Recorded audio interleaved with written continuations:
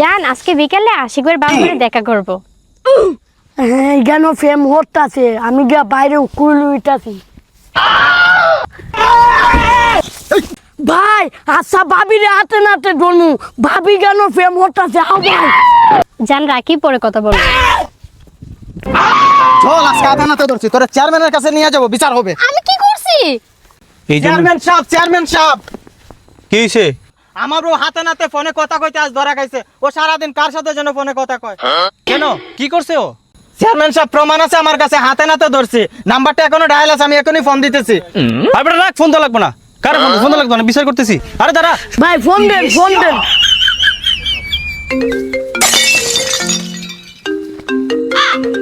আরে চেয়ারম্যান সাহেব আপনি